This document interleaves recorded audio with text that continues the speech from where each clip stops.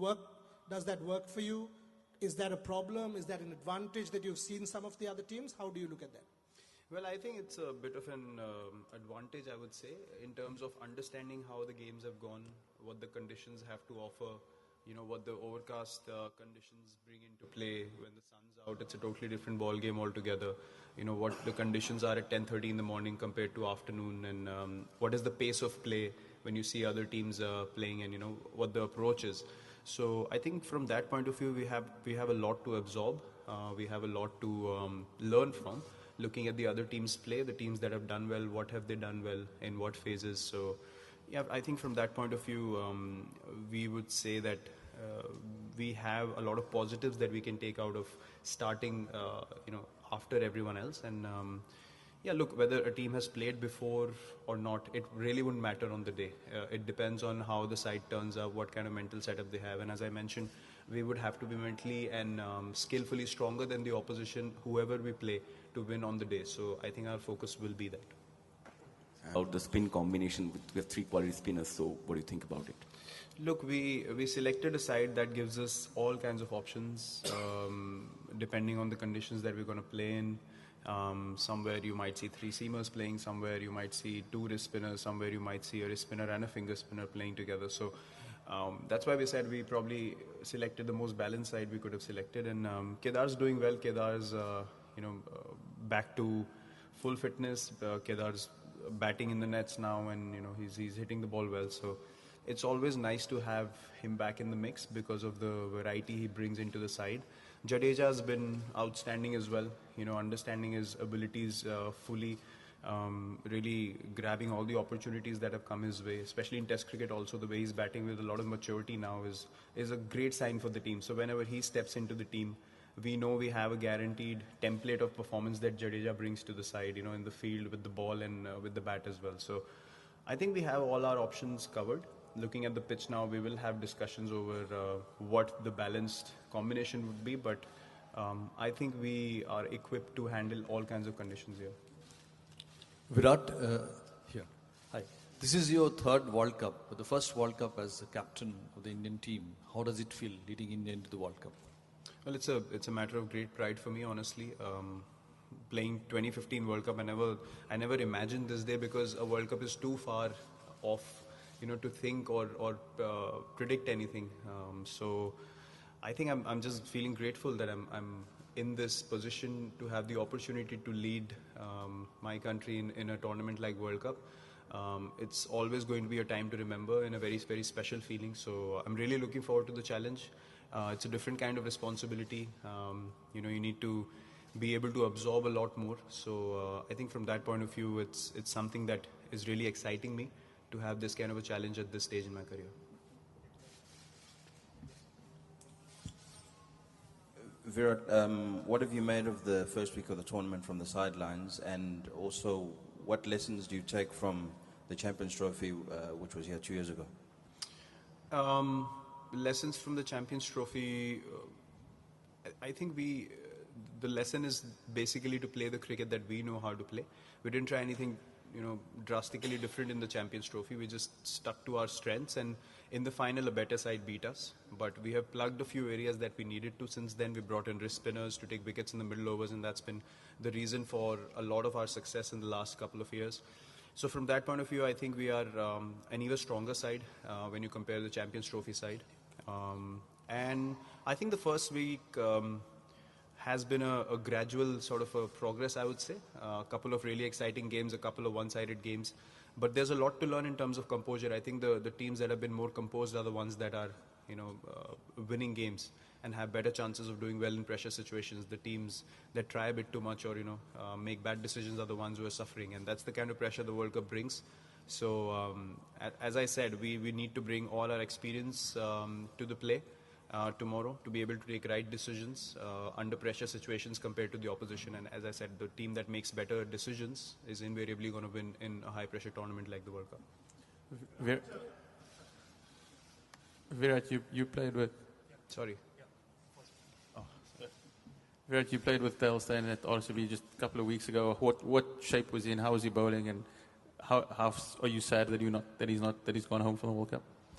Yeah, I'm I'm really feeling bad for Dale because he looked really happy. He was bowling really well, and then suddenly we find out that he's not gonna be able to continue. So I feel bad for him because he's been a friend for a long time, and he's a very motivated guy. He's been very happy to come back and play for South Africa. He's been doing really well, and he has that hunger and passion in him still.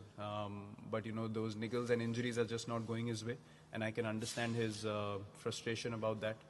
I wish him a speedy recovery, but yeah, I mean, of what I saw of him, he was looking in a great mental space. He was very happy. He was enjoying his cricket, bowling really well, getting along with everyone. So I can understand he must be feeling gutted, and I'm feeling bad for him, actually. Honestly, for me, I have this feeling before every game that I play, honestly, and I can't differentiate. It's, yes, if you just say the word World Cup, the word World Cup, it brings a different kind of a feeling to your mind and heart. But I don't think, but apart from that, when you step onto the field as a cricketer, you really think like you're stepping into a World Cup game. Eventually, you go and play the game of cricket, and that excitement and anticipation and bit of nerves is the right combination that I've always had before every game that I play.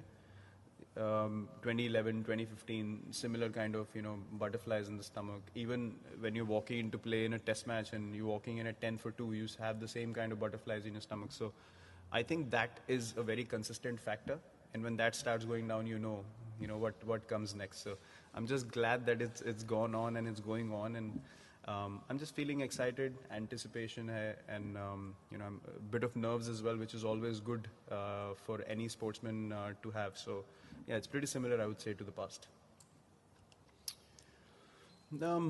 Look, when you perform and you perform for a long time, expectations are always going to be there, and I've sort of understood how to go along with the expectations rather than saying, I'm not.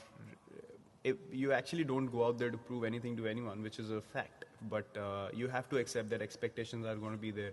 When I walk out to bat, come down the stairs, people are going to say, we need 100, and all those kind of things will happen. So for me, that's just a part of the process now. It's not something that I don't want to hear, or something that I think people should not tell me, because when you do well, people obviously want to see you do well again and again because they want to see the team win. So my focus is, again, if I'm in a position to be able to do that again, but more importantly, make the team win, that will be my goal. And if it takes 100 runs, 150, 50, 60, 70, 40, whatever it is, I'm ready to do that. And I think that's the frame of mind I'm going to be in. Especially the bowling combination when you sit down at the start of the match to decide?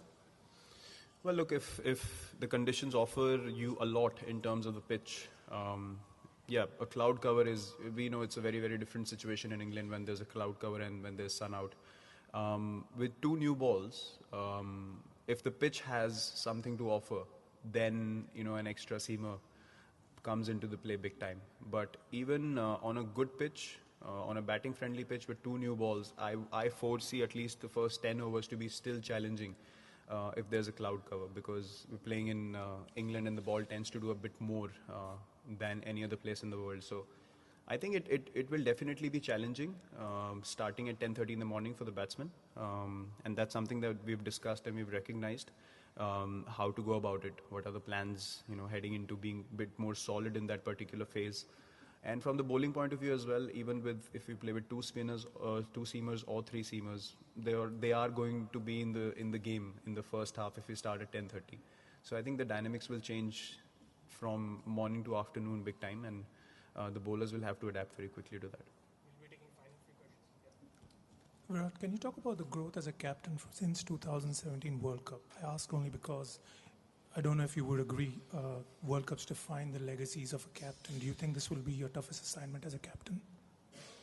Yeah, looking at the length of the tournament and the format of the tournament, yes, it will be tough for any captain, including myself, playing 9 games.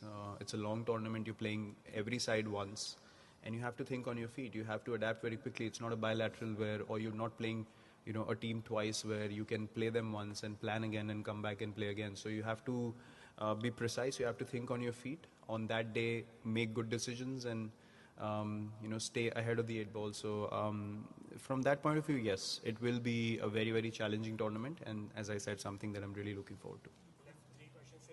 My? Look, I mean, it's very gradual. I mean, the errors you would make when you are not that aware of game situations, they will slowly start to taper off as you play more and more cricket. So I think what happens also is when you have experienced people in your team who have also grown with you as cricketers, eventually you all start making good decisions. You have discussions, you think of the right things. Sometimes instinctively I would want to do something which I will stick to. Sometimes you go and discuss. So I think it's important to find the right balance. No one can make all good decisions or right decisions all the time. So important to try and make the right decision, but own up to your mistakes and accept the errors as well. So, which I think gradually with time, everyone sort of understands that process well, which also is happening to me slowly. We'll have 3 questions in English, followed by Hindi. You identify them slightly later than ideally. What are the communication you're given to is KL, Rahul, or whoever, but that 30 to 40 and number 4. Look, from a batting group point of view, it'll be very important to understand which guy is on a roll on that particular day, and the other guy has to play second fiddle. I mean, that acceptance has to be there when you're playing for a team goal. You can't try and match a guy who's striking at 120 if you're not striking it as well. So you need to be able to rotate strike and play in a partnership, and that's what partnership's all about.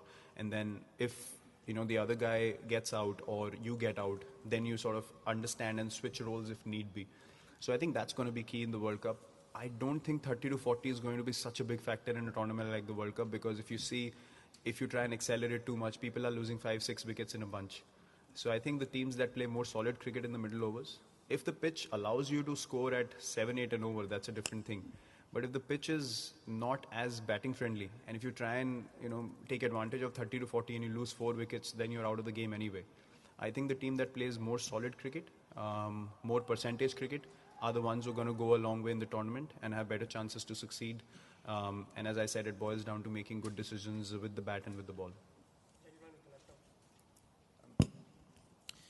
Kagiso Rabada had some disparaging comments about you personally. I don't know if you saw them. And how do you use that as motivation for your battle against him? And now with Dale and Kagiso, Lungi Ngidi out, are you looking to target KG tomorrow as the main strike bowler? What did he say? I have no idea. He said that you were immature. I think it was in the context of the IPL and your battles with him. Well, I've played against Kagiso many times, and I think if anything needs to be discussed, we can discuss it man to man. I'm not using a press conference to answer anything or anything. Okay, well, on to the second question. With Lungi Ngidi out... Look, whether Ngidi plays or Steyn plays or not, Rabada is always going to be a world-class bowler and a threat to any side he plays against, because he has the kind of passion and he has the kind of skill set that he can, on his day, go through any batting order. So we played well against him in the past, and that's only been because we've been respectful of his skills, but at the same time we've been assured and sure of what we want to do as batsmen. So I think against guys like Rabada, who are on their day, as I said, can turn up and bowl outstandingly well, you have to be respectful but have that self-belief in yourself as well, and that balance will be very crucial. Whether he plays with Dale and Ngidi or by himself, he's always going to be a skillful bowler. So we always need to respect that and then find ways of scoring against him. Virat, you have spoken about the importance of wrist spin going in this tournament. So specifically, how are you seeing the progress of Kuldeep following that horrible outing in the IPL? Do you think the second spell he bowled in the warm-up game against Bangladesh, when he took 3 for 22, is going to be very important for his confidence? Look, personally, I would tell you something. I've had great IPL seasons, and I've entered playing for the country, and I felt like, I feel like I'm just gonna dominate this tournament so much, and then you can't put bat to ball. So every tournament, every game that you play has no connection to what you've done in the past. You can only take out the positives and the learnings and take it to the next tournament or game that you play. And whether you've done well in the IPL or you haven't, you still have to work hard. And to me, IPL has no connection to the World Cup. Mentally, skill-wise, yes. If you've played well, you want to stay in the same zone, probably look to do the same things. but he's a guy who's done so well in the last 2 years. I don't think 3-4 games of a T20 tournament will do anything to harm his confidence or hamper his confidence. We know when he pitches the ball in the right areas, the batsman has to make better decisions, otherwise, you're walking out. So that's been his strength. And he's back to bowling at his best. We saw that in the second game. In the nets, he's bowling really well, attacking the stumps all over again. His variations are spot on. He's pitching the ball in the right area. So I see batsmen having to take better decisions against Kuldeep rather than the other way around. तो पूरी हो चुकी है, हमने देखा है, लेकिन 11 की बात अगर हम सोचें तो टीम का माहौल खुश और रिलैक्स रहना ये कितना इम्पोर्टेंट है, और अभी का माहौल के बारे में आप क्या कहोगे? बहुत इम्पोर्टेंट है सर. टीम में स्पिरिट बहुत ही अच्छी है. हम लोगों ने एक टीम बॉन्डिंग एक्टिविटी भी करी थी 2-3 दिन पहले. वहाँ भी सब इन्वॉल्व थे, सब खुश थे, आपस में हंसी. एक अच्छी चीज़ ये है कि हम लोग आईपीएल में अगर अलग जाते भी हैं तो आईपीएल में भी एक जो कमराडरी है, एक जो फ्रेंडशिप, हमारी दोस्ती है आपस में, वो देखने को मिलती है. कभी आप देखेंगे नहीं कि टीम के जो लोग हैं उनके आपस में कुछ आर्ग्यूमेंट हुआ या कोई हम लोग सिर्फ एक ही चीज़ को लुक फॉरवर्ड करते हैं कि वापस इंडियन टीम के लिए मिलके कब खेलेंगे. तो आई थिंक वो एक जो एक्साइटमेंट रहती है साथ में खेलने की, हम हमेशा उस चीज़ को we look forward to it. और जब भी हम आपस में आते हैं, सबकी आपस में अच्छी दोस्ती है, तो ऐसा कुछ बोलने का ज़रूरत ही नहीं पड़ती टीम में कि ऐसे माइंडसेट में रहना है या ये करना है. अपने आप ही इनपुट्स आते हैं कि हम ये कर सकते हैं. अब यंगस्टर्स भी खुल के बोलने लगे हैं कि हम ये कर सकते हैं टीम के लिए, हम वो कर सकते हैं. तो आई थिंक वो एक जो रिलैक्स्ड एटमॉस्फेयर है वो बहुत ज़रूरी है, जो हमने लास्ट 2-3 साल में बहुत अच्छा क्रिएट किया ड्रेसिंग रूम में, सबकी मेहनत की वजह से. और वही हमारा एक जो यूएसपी या फिर हमारा एक्स फैक्टर जो रहा है टीम का, वो वही है कि हमारा एटमॉस्फेयर बहुत अच्छा है ड्रेसिंग रूम में. और इस टूर्नामेंट में और भी क्रूशल होगा क्योंकि लंबा टूर्नामेंट है. जैसे मैंने बोला, अप्स एंड डाउन्स होंगे, साथ में रहना बहुत इंपॉर्टेंट है. और टीम स्पिरिट अभी काफ़ी अच्छे.